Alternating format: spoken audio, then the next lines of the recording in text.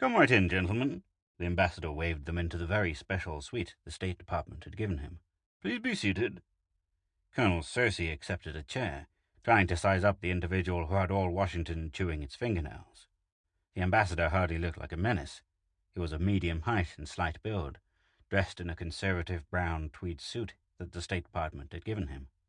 His face was intelligent, finely molded, and aloof. As human as a human, Cersei thought, studying the alien with bleak, impersonal eyes. "How may I serve you?" the ambassador asked, smiling. "The president has put me in charge of your case," Cersei said. "I've studied Professor Darrick's reports." He nodded at the scientist beside him, "but I'd like to hear the whole thing for myself." "Of course," the alien said, lighting a cigarette. He seemed genuinely pleased to be asked, which was interesting, Cersei thought. In the week since he had landed, every important scientist in the country had been at him. "I have come," the alien said, "as an ambassador at large, representing an empire that stretches halfway across the galaxy. I wish to extend the welcome of my people and to invite you to join our organization." "I see," Cersei replied. "Some of the scientists got the impression that participation was compulsory." "You will join," the ambassador said, blowing smoke through his nostrils. Cersei could see Darrick stiffen in his chair and bite his lip. Cersei moved the automatic to a position where he could draw it easily. "How did you find us?" he asked. "We ambassadors at large are each assigned an unexplored section of space," the alien said. "We examine each star system in that region for planets, and each planet for intelligent life. Intelligent life is rare in the galaxy, you know." Cersei nodded, although he hadn't been aware of the fact. "When we find such a planet, we land, as I did, and prepare the inhabitants for their part in our organization." "How will your people know that you have found intelligent life?" Cersei asked.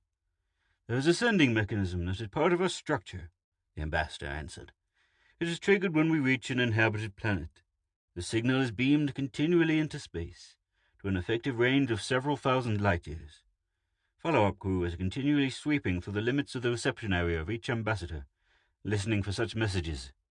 Detecting one, the colonizing team follows it to the planet." He tapped his cigarette delicately on the edge of an ashtray. "This method has definite advantages over sending combined colonization and exploration teams, obviously. It avoids the necessity of equipping large forces for what may be decades of searching." "Sure." Cersei's face was expressionless. "Would you mind telling me about this message?" "There isn't much more you need know. The beam is not detectable by your methods and therefore cannot be jammed. The message continues as long as I am alive." Darrick drew in his breath sharply, glancing at Cersei. "If you stopped broadcasting," Cersei said casually, "our planet would never be found." "Not until this section of space was resurveyed," the diplomat agreed. "Very well. As a duly appointed representative of the President of the United States, I ask you to stop transmitting. We don't choose to become part of your empire." "I'm sorry," the ambassador said. He shrugged his shoulders easily. Cersei wondered how many times he had played this scene on how many other planets. "There's really nothing I can do." He stood up. "Then you won't stop?" "I can't. I have no control over the sending once it's activated." The diplomat turned and walked to the window. "However, I have prepared a philosophy for you. It is my duty, as your ambassador, to ease the shock of transition as much as possible. This philosophy will make it instantly apparent that..." As the ambassador reached the window, Cersei's gun was out of his pocket and roaring. He squeezed 6 rounds in almost a single explosion, aiming at the ambassador's head and back. Then an uncontrollable shudder ran through him. The ambassador was no longer there. Cersei and Darrick stared at each other. Darrick muttered something about ghosts. Then, just as suddenly, the ambassador was back. "You didn't think," he said, "that it would be as easy as all that, did you? The ambassadors have necessarily a certain diplomatic immunity." He fingered one of the bullet holes in his wall. "In case you don't understand, let me put it this way. It is not in your power to kill me. You couldn't even understand the nature of my defense." He looked at them, and in that moment Cersei felt the ambassador's complete alienness. "Good day, gentlemen," he said. Darrick and Cersei walked silently back to the control room. Neither had really expected that the ambassador would be killed so easily, but it had still been a shock when the slugs had failed. "I suppose you saw it all, Mally?" Cersei asked when he reached the control room. The thin, balding psychiatrist nodded sadly. Got it on film, too. I wonder what his philosophy is, Derek mused, half to himself. It was illogical to expect it would work. No race would send an ambassador with a message like that and expect him to live through it, unless... Unless what? Unless he had a pretty effective defense, the psychiatrist finished unhappily. Cersei walked across the room and looked at the video panel. The ambassador's suite was very special. It had been hurriedly constructed 2 days after he had landed and delivered his message. The suite was steel and lead-lined, filled with video and movie cameras, recorders, and a variety of other things. It was the last word in elaborate death cells. In the screen, Cersei could see the ambassador sitting at a table. He was typing on a little portable the government had given him. "Hey, Harrison," Cersei called. "Might as well go ahead with Plan 2. Harrison came out of a side room where he had been examining the circuits leading to the ambassador's suite. Methodically, he checked his pressure gauges, set the controls, and looked at Cersei. "Now?" he asked. "Now." Cersei watched the screen. The ambassador was still typing. Suddenly, as Harrison sent home the switch, the room was engulfed in flames. Fire blasted out of concealed holes in the walls, poured from the ceiling and floor. In a moment, the room was like the inside of a blast furnace. Cersei let it burn for 2 minutes, then motioned Harrison to cut the switch. They stared at the roasted room. They were looking, hopefully, for a charred corpse. But the ambassador reappeared beside his desk, looking ruefully at the charred typewriter. He was completely unsinged. "Could you give me another typewriter?" he asked, looking directly at one of the hidden projectors. "I'm setting down a philosophy for you ungrateful wretches." He seated himself in the wreckage of an armchair. In a moment he was apparently asleep. "All right, everyone grab a seat," Cersei said. "Time for a council of war." Mally straddled a chair backward. Harrison lighted a pipe as he sat down, slowly puffing it into life. "Now then," Cersei said, "the government has dropped this squarely in our laps. We have to kill the ambassador, obviously. I've been put in charge." Cersei grinned with regret. "Probably because no one higher up wants the responsibility of failure. And I've selected you three as my staff. We can have anything we want, any assistance or advice we need. All right, any ideas?" "How about Plan 3? Harrison asked. "We'll get to that," Cersei said. "But I don't believe it's going to work." "I don't either," Derek agreed. "We don't even know the nature of his defense." "That's the first order of business. Mally, take all our data so far and get someone to feed it into the Derrickman analyzer.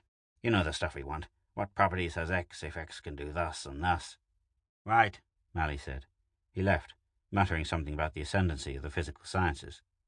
"Harrison," Cersei asked, "is Plan 3 set up?" "Sure. Give it a try." While Harrison was making his last adjustments, Cersei watched Darragh. The plump little physicist was staring thoughtfully into space, muttering to himself. Cersei hoped he would come up with something. He was expecting great things of Darragh. Knowing the impossibility of working with great numbers of people, Cersei had picked his staff with care. Quality was what he wanted. With that in mind, he had chosen Harrison first. The stocky, sour-faced engineer had a reputation for being able to build anything, given half an idea of how it worked. Cersei had selected Mally, the psychiatrist, because he wasn't sure that killing the ambassador was going to be a purely physical problem. Darragh was a mathematical physicist, but his restless, curious mind had come up with some interesting theories in other fields. He was the only one of the four who was really interested in the ambassador as an intellectual problem. "He's like Metal Old Man," Darragh said finally. "What's that?" "Haven't you ever read the story of Metal Old Man? Well, he was a monster covered with black metal armor. He was met by Monster Slayer, an Apache culture hero. Monster Slayer, after many attempts, finally killed Metal Old Man." "How did he do it?" "Shot him in the armpit. He didn't have any armor there." "Fine," Cersei grinned. "Ask our ambassador to raise his arm." "All set," Harrison called. "Fine, go." In the ambassador's room, an invisible spray of gamma rays silently began to flood the room with deadly radiation. But there was no ambassador to receive them. "That's enough," Cersei said after a while. "That would kill a herd of elephants." But the ambassador stayed invisible for 5 hours, until some of the radioactivity had abated. Then he appeared again. "I'm still waiting for that typewriter," he said. "Here's the analyzer's report." Mally handed Cersei a sheaf of papers. "This is the final formulation, boiled down." Cersei read it aloud. The simplest defense against any and all weapons is to become each particular weapon. Great, Harrison said. What does it mean? It means, Derek explained, that when we attack the ambassador with fire, he turns into fire. Shoot at him, and he turns into a bullet, until the menace is gone, and then he changes back again. He took the papers out of Cersei's hand and riffled through them. Wonder if there's any historical parallel. Don't suppose so. He raised his head. Although this isn't conclusive, it seems logical enough. Any other defense would involve recognition of the weapon first, then an appraisal, then a countermove predicated on the potentialities of the weapon. The ambassador's defense would be a lot faster and safer. We wouldn't have to recognize the weapon. I suppose his body simply identifies in some way with the menace at hand. Did the analyzer say there was any way of breaking this defense? Cersei asked. The analyzer stated definitely that there was no way, if the premise were true, Mally answered gloomily. We can discard that judgment, Derek said. The machine is limited. But we still haven't got any way of stopping him, Mally pointed out. And they're still broadcasting that beam. Cersei thought for a moment. Call in every expert you can find. We're going to throw the book at the ambassador. I know, he said, looking at Derek's dubious expression. But we have to try. During the next few days, every combination and permutation of death was thrown at the ambassador. He was showered with weapons, ranging from Stone Age axes to modern high-powered rifles, peppered with hand grenades, drowned in acid, suffocated in poison gas. He kept shrugging his shoulders philosophically and continued to work on the new typewriter they had given him. Bacteria was piped in, first the known germ diseases, then mutated species. The diplomat didn't even sneeze. He was showered with electricity, radiation, wooden weapons, iron weapons, copper weapons, brass weapons, uranium weapons, anything and everything, just to cover all possibilities. He didn't suffer a scratch, but his room looked as though ballroom brawl had been going on in it continually for 50 years. Mally was working on an idea of his own, as was Derek. The physicist interrupted himself long enough to remind Cersei of the Baldur myth. Baldur had been showered with every kind of weapon and remained unscathed, because everything on Earth had promised to love him, everything except the mistletoe. When a little twig of it was shot at him, he died. Cersei turned away impatiently, but had an order of mistletoe sent up, just in case. It was at least no less effective than the explosive shells or the bow and arrow. It did nothing except lend an oddly festive air to the battered room. After a week of this, they moved the unprotesting ambassador into a newer, bigger, stronger death cell. They were unable to venture into his old one because of the radioactivity and microorganisms. The ambassador went back to work at his typewriter. All his previous attempts had been burned, torn, or eaten away. Let's go talk to him, Derek suggested, after another day had passed. Cersei agreed. For the moment, they were out of ideas. Come right in, gentlemen, the ambassador said, so cheerfully that Cersei felt sick. I'm sorry I can't offer you anything. Through an oversight, I haven't been given any food or water for about 10 days. Not that it matters, of course. Glad to hear it, Cersei said. The ambassador hardly looked as if he had been facing all the violence Earth had to offer. On the contrary, Cersei and his men looked as though they had been under bombardment. You've got quite a defense there, Mally said conversationally. Glad you like it. Would you mind telling us how it works? Derek asked innocently. Don't you know? You think so. You become what is attacking you, is that right? Certainly, the ambassador said. You see, I have no secrets from you. Is there anything we can give you, Cersei asked, to get you to turn off that signal? A bribe? Sure, Cersei said. Anything you... Nothing, the ambassador replied. Look, be reasonable, Harrison said. You don't want to cause a war, do you? Earth is united now. We're arming. Atom bombs? Mally answered him. Hydrogen bombs? We're... Drop one on me, the ambassador said. It wouldn't kill me. What makes you think it will have any effect on my people? The 4 men were silent. Somehow they hadn't thought of that. A people's ability to make war, the ambassador stated, is a measure of the status of their civilization. Stage 1 is the use of simple physical extensions. Stage 2 is control at the molecular level. You're on the threshold of Stage 3, although still far from mastery of atomic and subatomic forces. He smiled ingratiatingly. My people are reaching the limits of stage 5. What would that be? Derek asked. You'll find out, the ambassador said. But perhaps you've wondered if my powers are typical. I don't mind telling you that they're not. In order for me to do my job and nothing more, I have certain built-in restrictions, making me capable only of passive action. Why? Derek asked. For obvious reasons. If I were to take positive action in a moment of anger, I might destroy your entire planet. Do you expect us to believe that? Cersei asked. Why not? Is it so hard to understand? Can't you believe that there are forces you know nothing about? And there was another reason for my passiveness. Certainly by this time you've deduced it. To break our spirit, I suppose, Cersei said. Exactly. My telling you won't make any difference either. The pattern is always the same. An ambassador lands and delivers his message to a high-spirited, wild young race like yours. There's frenzied resistance against him, spasmodic attempts to kill him. After all these fail, the people are usually quite crestfallen. When the colonization team arrives, their indoctrination goes along just that much faster. He paused, then said, Most planets are more interested in the philosophy I have to offer. I assure you it will make the transition far easier. He held out a sheaf of typewritten pages. Won't you at least look through it? Derek accepted the paper and put them in his pocket. When I get time. I suggest you give it a try, the ambassador said. You must be near the crisis point now. Why not give it up? Not yet, Cersei replied tonelessly.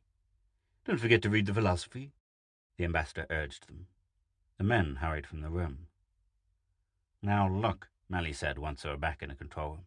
There are a few things we haven't tried. How about utilizing psychology? Anything you like, Cersei agreed, including black magic. What did you have in mind? The way I see it, Mally answered, the ambassador is geared to respond instantaneously to any threat. He must have an all-or-nothing defensive reflex. I suggest first that we try something that won't trigger that reflex. Like what? Cersei asked. Hypnotism. Perhaps we can find out something. Sure, Cersei said. Try it. Try anything.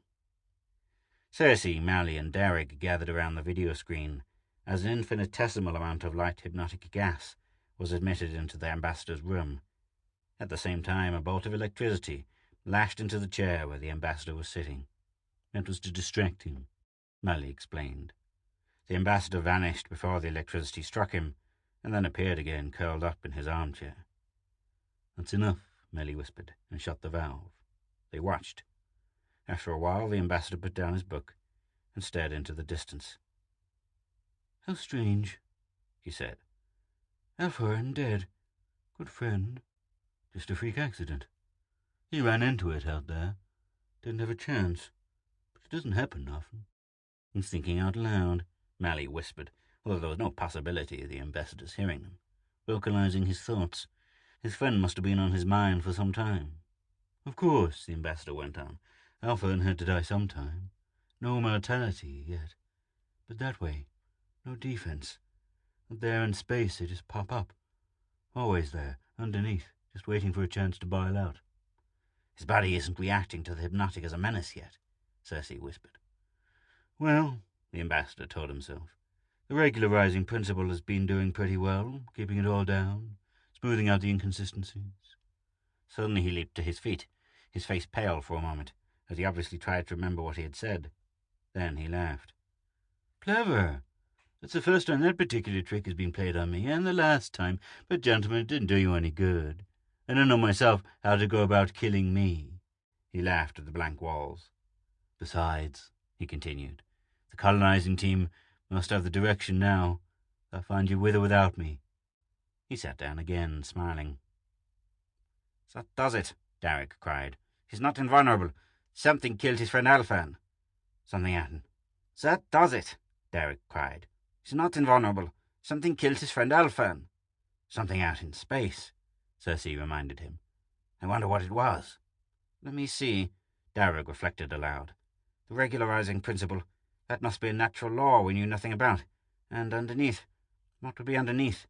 You said the colonization team would find us anyhow, Mally reminded them. First things first, Cersei said. He might have been bluffing us. No, I don't suppose so. We still have to get the ambassador out of the way.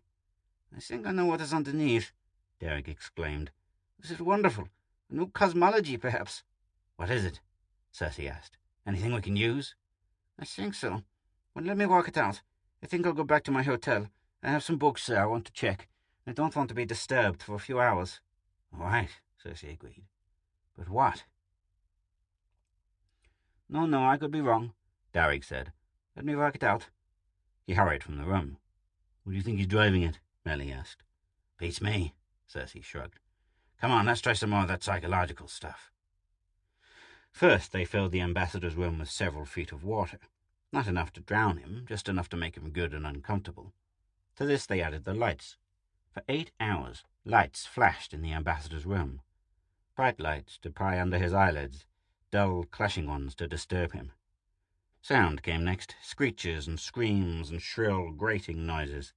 The sound of a man's fingernails being dragged across slate, amplified 1,000 times, and strange sucking noises, and shouts and whispers. Then the smells. Then everything else they could think of that could drive a man insane. The ambassador slept peacefully through it all. "Now look," Cersei said the following day. "Let's start using our damned heads." His voice was hoarse and rough. Although the psychological torture hadn't bothered the ambassador, it seemed to have backfired on Cersei and his men. "Where in hell is Derek?" "Still working on that idea of his," Mally said, rubbing his stubbled chin. "Says he's just about got it."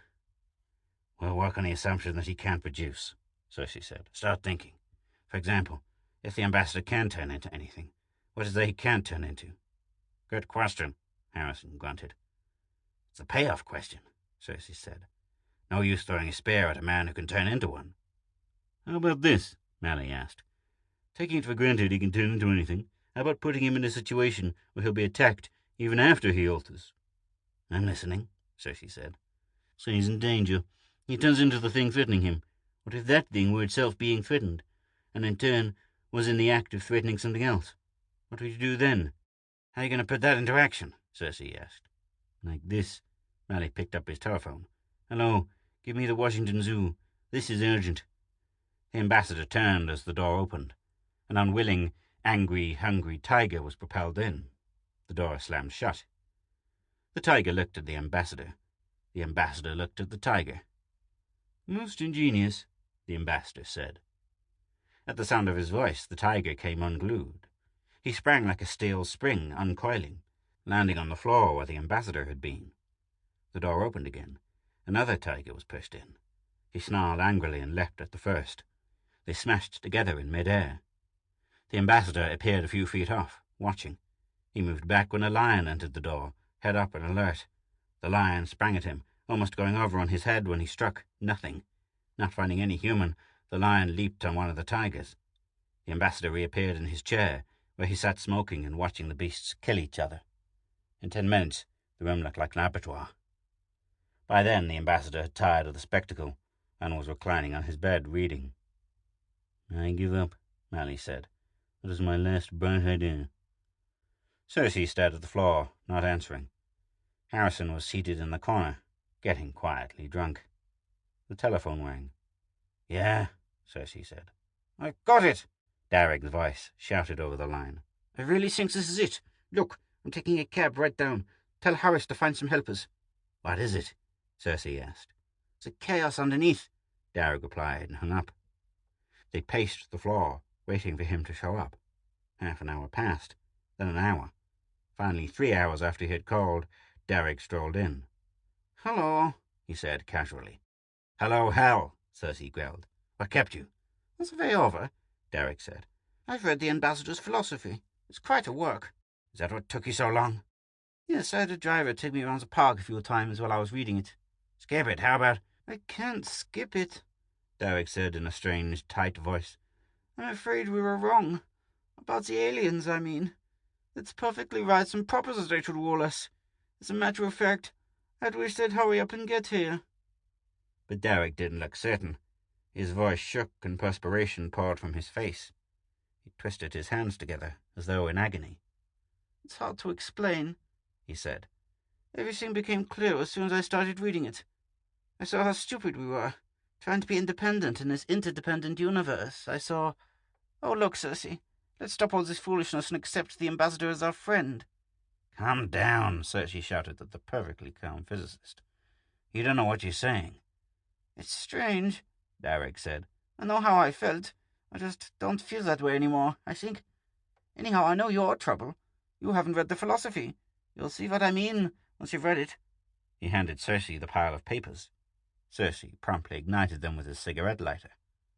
"Doesn't matter," Derek said. "I've got it memorized. Just listen. Axiom 1. All peoples—" Cersei hit him, a short, clean blow, and Derek slumped to the floor. "These words must be semantically keyed," Mally said. "Designed to set off certain reactions in us, I suppose. All the ambassador does is alter the philosophy to suit the peoples he's dealing with." "Look, Mally," Cersei said, "this is your job now. Derek knows, or thought he knew, the answer. You have to get that out of him." "It won't be easy," Mally said. "You'd feel that he was betraying everything he believes in, if he were to tell us." "I don't care how you get it," Cersei said. "Just get it." "Even if it kills him?" Mally asked. "Even if it kills you." "Let me get him in my lab," Mally said. That night, Cersei and Harrison kept watch on the ambassador from the control room. Cersei found his thoughts were racing in circles. What had killed Alpharin in space? Could it be duplicated on Earth? What was the regularizing principle? What was the chaos underneath? "What the hell am I doing here?" he asked himself. But he couldn't start that sort of thing. "What do you figure the ambassador is?" he asked Harrison. "Is he a man?" "Looks like one," Harrison said drowsily. "But he doesn't act like one. I wonder if this is his true shape." Harrison shook his head and lighted his pipe. "What is there of him?" Cersei asked. "He looks like a man, but he can change into anything else. You can't attack him, he adapts. He's like water, taking the shape of any vessel he's put into." "You can boil water," Harrison yawned. "Sure, water hasn't any shape, has it? Or has it? What's basic?" With an effort, Harrison tried to focus on Cersei's words. "Molecular pattern. Matrix." "Matrix," Cersei repeated, yawning himself. "Pattern. Must be something like that. A pattern is abstract, isn't it?" "Sure. A pattern can be impressed on anything. What did I say?" "Let's see," Cersei said. "Pattern. Matrix. Everything about the ambassador is capable of change. There must be some unifying force that retains his personality. Something that doesn't change, no matter what contortions he goes through." "Like a piece of string," Harrison murmured with his eyes closed. "Sure. Tied in knots. Weave a rope out of it. Wind it around your finger. It's still string." "Yeah. But how'd you attack a pattern?" Cersei asked. And why couldn't he get some sleep? To hell with the ambassador and his hordes of colonists. He was going to close his eyes for a moment. "Wake up, Colonel." Cersei pried his eyes open and looked up at Mally. Besides him, Harrison was snoring deeply. "Did he get anything?" "Not a thing," Mally confessed. "The philosophy must have had quite an effect on him, but it didn't work all the way. Derek knew that he had wanted to kill the ambassador, and for good and sufficient reasons. Although he felt differently now, he still had the feeling that he was betraying us. On the one hand, he couldn't hurt the ambassador, on the other, he wouldn't hurt us." "Won't he tell anything?" "I'm afraid it's not that simple," Mally said. "You know, if you have an insurmountable obstacle that must be surmounted, and also I think the philosophy had an injurious effect on his mind." "What are you trying to say?" Cersei got to his feet. "I'm sorry," Mally apologized. "There wasn't a damn thing I could do. Derek fought the whole thing out in his mind, and when he couldn't fight any longer, he retreated. I'm afraid he's hopelessly insane." "Let's see him." They walked down the corridor to Mally's laboratory. Derek was relaxed on a couch, his eyes glazed and staring. "So any way of curing him?" Cersei asked. "Shock therapy, maybe." Mally was dubious. "It'll take a long time, and I'll probably block out everything that had to do with producing this." Cersei turned away, feeling sick. Even if Derek could be cured, it would be too late. The aliens must have picked up the ambassador's message by now, and were undoubtedly heading for Earth. "What's this?" Cersei asked, picking up a piece of paper that lay by Derek's hand. "Oh, he was doodling," Mally said. "Is there anything written on it?" Cersei read aloud. "Upon further consideration, I can see that Chaos and the Gorgon Medusa are closely related." "What does that mean?" Mally asked. "I don't know," Cersei puzzled. "He was always interested in folklore." "Sounds schizophrenic." the psychiatrist said. Cersei read it aloud. Upon further consideration, I can see that Chaos and the Gorgon Medusa are closely related. He stared at it. Isn't it possible, he asked Mally, that he was trying to give us a clue, trying to trick himself into giving and not giving at the same time? It's possible, Mally agreed. An unsuccessful compromise. But what could it mean? Chaos. Cersei remembered Darrag's mentioning that word in his telephone call. That was the original state of the universe in Greek myth, wasn't it? The formlessness, out of which everything came. Something like that, Mally said. And Medusa was one of those three sisters with the horrible faces. Cersei stood for a moment, staring at the paper. Chaos, Medusa, and the organizing principle. Of course. I think... He turned and ran from the room. Mally looked at him, then loaded a hypodermic and followed. In the control room, Cersei shouted Harrison into consciousness. Listen, he said. I want you to build something quick. Do you hear me? Sure, Harrison blinked and sat up. What's the rush? I know what Darragh wanted to tell us, Cersei said. Come on, I'll tell you what I want. And Mally, put down that hypodermic. I haven't cracked. I want you to get me a book on Greek mythology, and hurry it up. Finding a Greek mythology isn't an easy task at 2 o'clock in the morning. With the aid of FBI men, Mally routed a book dealer out of bed. He got his book and hurried back. Cersei was red-eyed and excited, and Harrison and his helpers were working away at 3 crazy-looking rigs. Cersei snatched the book from Mally, looked up at one item and put it down. Great work, he said. We're all set now. Finished, Harrison? Just about. Harrison and 10 helpers were screwing in the last parts. Will you tell me what this is? Me too, Mally put in. I don't mean to be secretive, Cersei said. I'm just in a hurry. I'll explain as we go along. He stood up. Okay, let's wake up the ambassador. They watched the screen as a bolt of electricity leapt from the ceiling to the ambassador's bed. Immediately the ambassador vanished. Now he's part of that stream of electrons, right? Cersei asked. Is that what he told us? But still keeping his pattern within the stream, Cersei continued. He has to, in order to get back into his own shape. Now we start the first disruptor. Harrison hooked the machine into circuit and sent his helpers away. Here's a running graph of the electron stream, Cersei said. See the difference? On the graph there was an irregular series of peaks and valleys, constantly shifting and leveling. Do you remember when you hypnotized the ambassador? He talked about his friend who'd been killed in space. That's right, Mally nodded. His friend had been killed by something that had just popped up. He said something else, Cersei went on. He told us that the basic organizing force of the universe usually stopped things like that. What does that mean to you? The organizing force, Mally repeated slowly.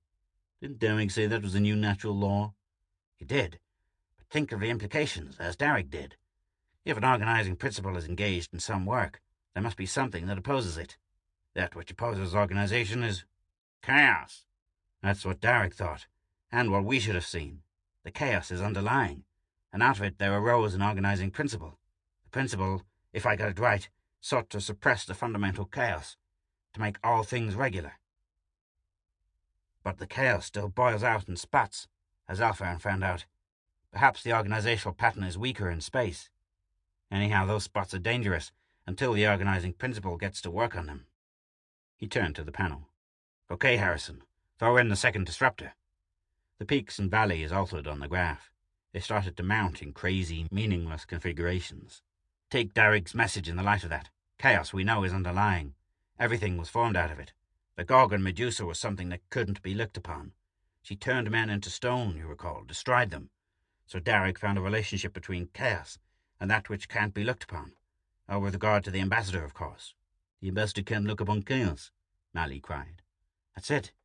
The ambassador is capable of an infinite number of alterations and permutations, but something, the matrix, can't change, because then there will be nothing left. To destroy something as abstract as a pattern, we need a state in which no pattern is possible, a state of chaos.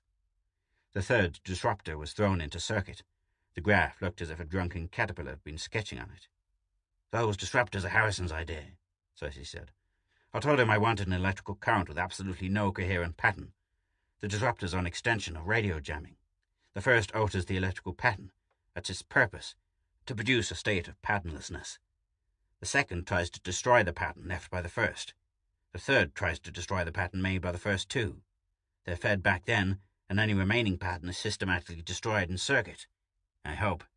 This is supposed to produce a state of chaos? Mally asked, looking into the screen. For a while there was only the whining of the machines and the crazy doodling of the graph. Then, in the middle of the ambassador's room, a spot appeared. It wavered, shrunk, expanded. What happened was indescribable. All they knew was that everything within the spot had disappeared. "Switch it off," Cersei shouted. Harrison cut the switch. The spot continued to grow. How was it we were able to look at it? Mally asked, staring at the screen. "The shield of Perseus, remember," Cersei said. "Using it as a mirror, he could look at Medusa." "It's still growing," Mally shouted. "There was a calculated risk in all this," Cersei said. "There's always the possibility that the chaos may go on, unchecked.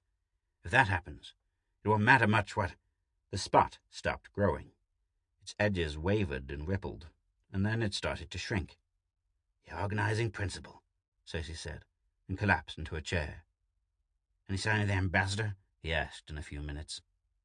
The spot was still wavering. Then it was gone. Instantly there was an explosion. The steel walls buckled inward but held. The screen went dead. "The spot removed all the air from the room," Cersei explained, "as well as the furniture and the ambassador." "He couldn't take it," Mally said. "No Patton can cohere in a state of Pattonlessness. He's gone to join Alfheim." Mally started to giggle. Cersei felt like joining him, but pulled himself together. "Take it easy," he said. "We're not through yet." "Sure we are. The ambassador is out of the way. But there's still an alien fleet homing in on this region of space. A fleet so strong we couldn't scratch it with an H-bomb. They'll be looking for us." He stood up. "Go home and get some sleep. Something tells me that tomorrow we're going to have to start figuring out some way of camouflaging a planet."